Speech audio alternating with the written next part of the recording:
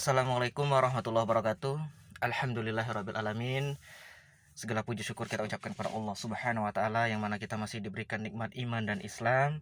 Semoga kita selalu mendapatkan berkah dari Allah Subhanahu wa taala, senantiasa selalu mendapatkan keridhaan dari Allah Subhanahu wa taala. La in syakartum la azidannakum wa la in kafartum inna azabi lasyadid. Dan semoga salawat serta salam senantiasa tercurahkan pada junjungan kita, syuri tauladan kita, Nabi Allah baginda Rasulillahi Sallallahu Alaihi Wasallam. Sahabatku, insya Allah dirahmati Allah Subhanahu Wa Taala.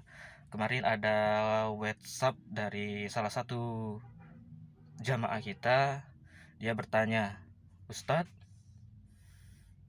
bagaimana hukumnya ketika buang air kecil sudah berwudu, terus pada saat mau melaksanakan sholat, seakan-akan terasa air kecil itu keluar lagi. Apakah sholat kita sah atau batal? Baiklah, pertanyaan ini sering sekali muncul, sering sekali ditanyakan, sering terjadi polemik antara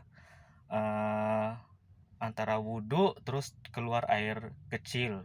Ini masuk dalam kategori was-was. Jadi apabila kita was-was, hendaknya kita tinggalkan, kita tetap laksanakan sholat. Makanya setelah buang air kecil, ada baiknya dicuci bersih, benar-benar tidak ada sisa lagi.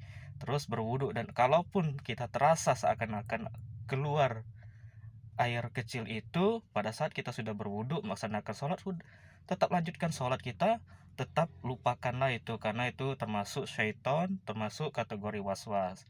Karena Rasulullah mengatakan ketika kita was-was, hendaklah kita beristighfar dan tetaplah kita lanjutkan apa yang kita kerjakan itu. Mungkin itu saja, semoga bermanfaat, semoga bisa menjadi kebaikan bagi kita semua. Barakallahu fikum. Assalamualaikum warahmatullahi wabarakatuh.